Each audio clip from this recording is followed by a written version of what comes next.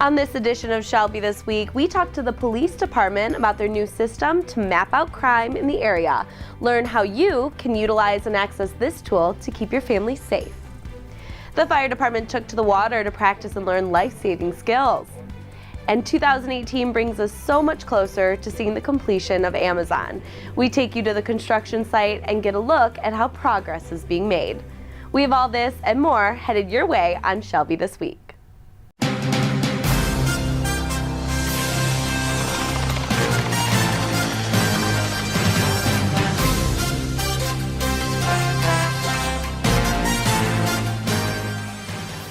There's a new way for you to track crime here in Shelby Township.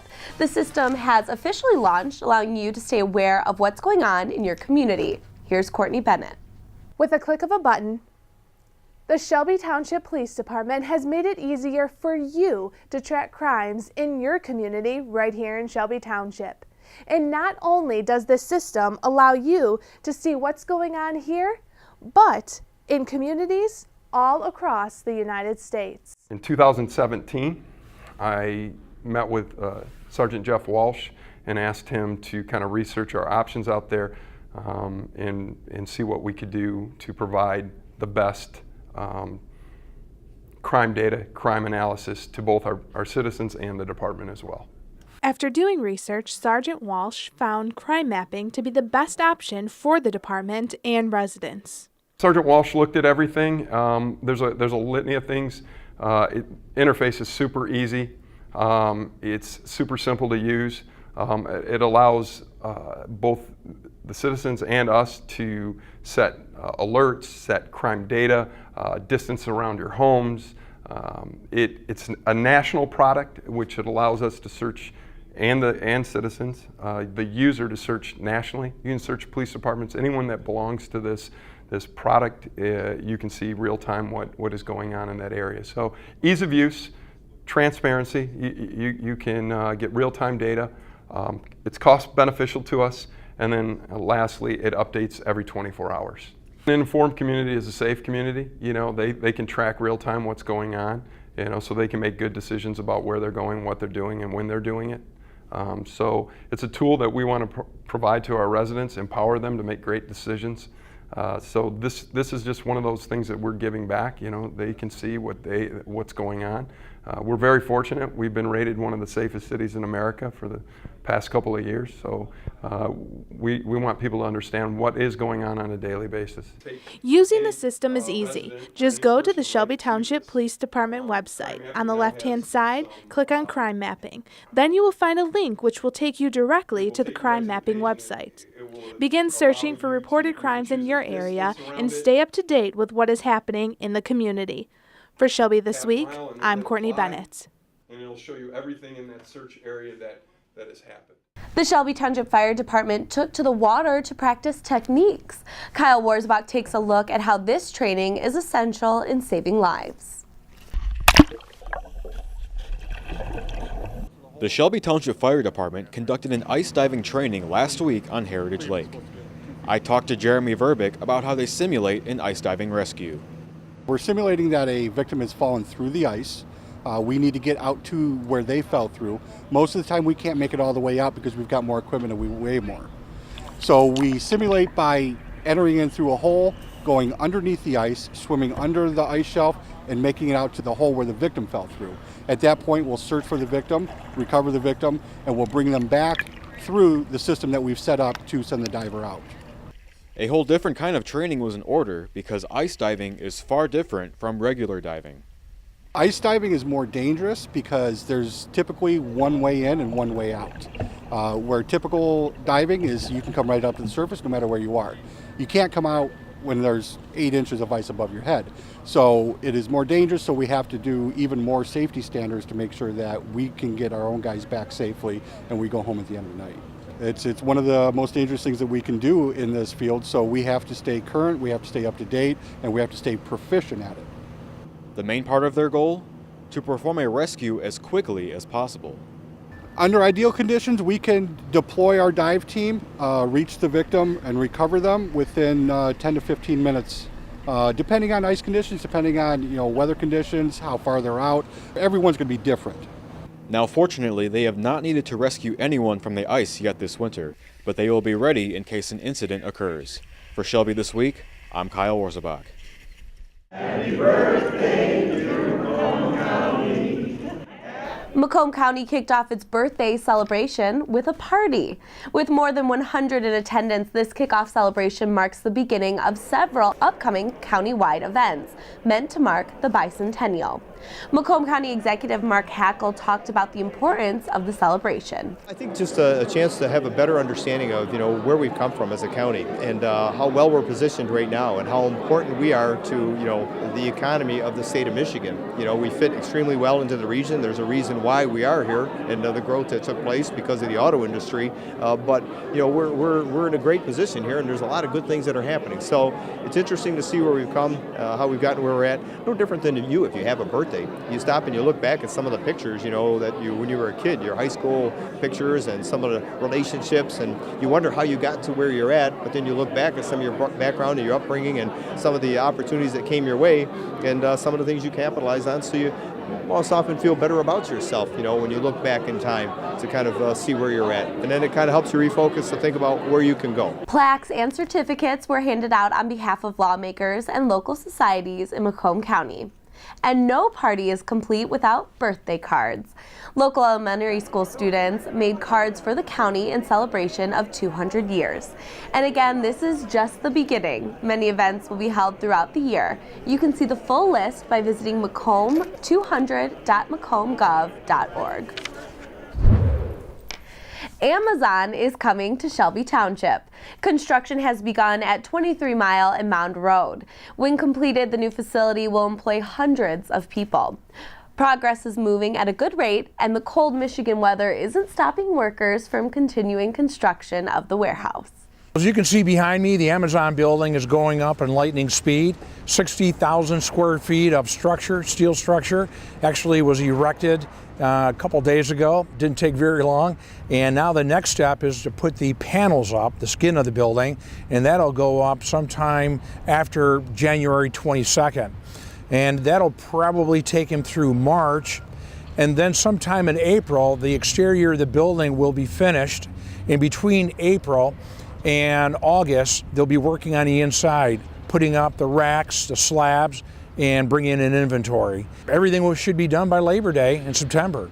And they're working through this weather. I know it was 10, 20 below, and they were still out here working. The foundation, for example, to show you how quickly they're working, it's a 35-week process they did in 10 weeks, and that's for the foundation. So that gives you a little bit of an idea of what the pace is, and they're right on schedule.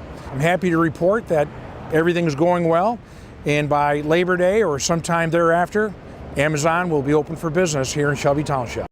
To hear more about Shelby Township's new Amazon building, stay with Shelby This Week. We'll provide you with updates throughout 2018 as construction continues. Coming up next, one virus is spreading throughout the country and officials are saying it's worse than in previous years. And the Eisenhower Eagles took to the mat for a conference game against Marysville. We'll tell you how they did and what they're looking forward to as they continue their season. Todd's a great guy. I mean, look at him. What a sweetheart. Attaboy. Wait, Todd, what are you doing? How totally selfish and un-Todd-like of you. Come on, Todd. Come on, man. We need a claim number? When I started taking care of Mom, I didn't realize the challenge of playing so many roles. But above all, I'm still her daughter. Visit aarp.org/caregiving. We're here to help.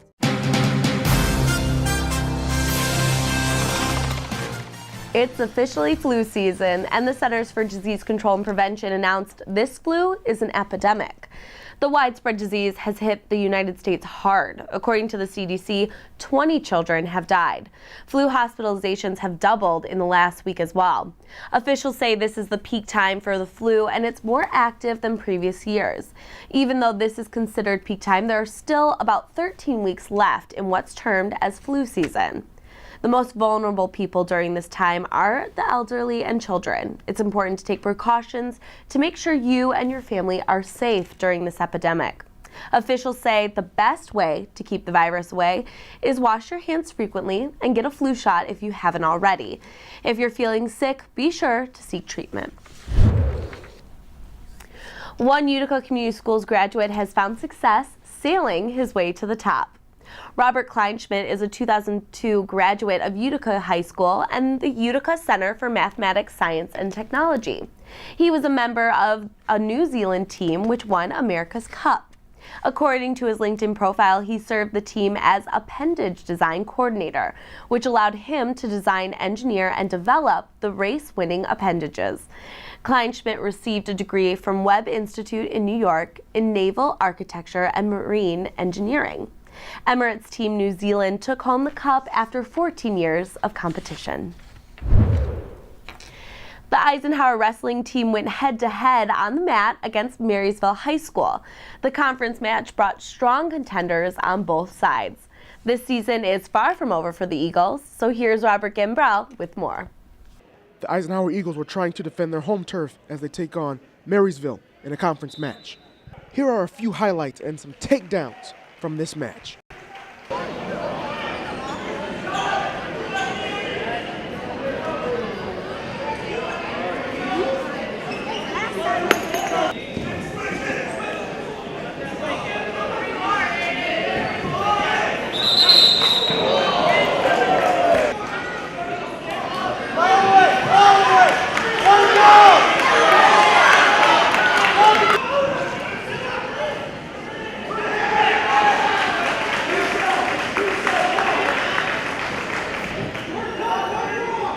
At the end of the match, I had the pleasure to talk to head coach David Drath on his thoughts about the loss. We've got a lot of young kids, and it's really costing us some points in a lot of places. They spotted us, I think, 18 points. You know, there were 3 voids by them. Coach David Drath has been coaching for the varsity team for 25 years and is very upset about how this one turned out, and one particular mistake that stood out to him. Mark Nikolai only weighs about 193, 194. He just made a simple mistake at the end with 1 second left. He did a full Nelson. Just sit there and go, are you kidding me? You know, you look up, there's actually 0.1 seconds left on the clock. 130-pounder and team captain Lucas Peck did not receive a pin or a fall in the first half, but improved in the second half. I dominated the rest of the match with a couple more takedowns and basically just kind of tried to not really let him up. I tried to be relentless the rest of the match, not really show any mercy because, you know, home meet in front of my home crowd. I wanted to get the home crowd pumped up. Lucas would like his team to step it up a little bit moving forward. As a team, are kind of losing steam right now. I have to work hard as a captain right now to pick our team up and get more energy into us, get us propelled into the second half of the season. The Eagles' next match is against Bay City, and Coach Drath and team captain Lucas Peck say that they will learn a lot from this loss. We've got 5 matches at Bay City, so it'll be a fun day for the team, but it's going to be a long, tough day, so we're going to have to stay focused and use this as a little bit of motivation. We'll work on some of the things the kids were doing wrong as individuals, keeping the head on the mat, not controlling hands, you know, not finishing cradles properly or correctly, you know, and just get right back down to basics, nuts and bolts wrestling. Even though the Eisenhower Eagles lost their match against Marysville by the score of 43-32, they look forward to the rest of the season and to work even harder against their match against Bay City. I'm Robert Gambrell, Shelby This Week. It may be difficult to think about warmer weather right now, but the Shelby Township Parks and Recreation Department has already managed to look past the cold and into a much warmer season. They're preparing for baseball and softball season. Online registration opens January 16th and goes until February 22nd. Walk-in registration, as well as phone registration, begins February 1st. Non-residents can register as well, but they have to wait until February 1st to do so. Leagues begin in late April or early May, depending on the field conditions. All games are completed by July 4th, and all divisions will have approximately 4 practices and 12 games. Cost of participation varies, so if you would like to find out more information, visit shelbytwp.org/parks or call the office directly at 586-731-0300. One Macomb County woman won money off a scratch-off ticket, which was purchased right here in Shelby. And the cost of stamps is going up. We'll tell you when this increase will be in place and how much you can expect to pay the post office. The kitchen can be a dangerous place. Please stay in the kitchen when cooking on a stovetop. Please keep children at least 3 feet away from a hot stove. Never leave children alone in a room with a lit candle, as they could get burned or cause a fire. It's a good idea to check your smoke detectors often, once a month. These simple tips can go a long way in keeping your family safe.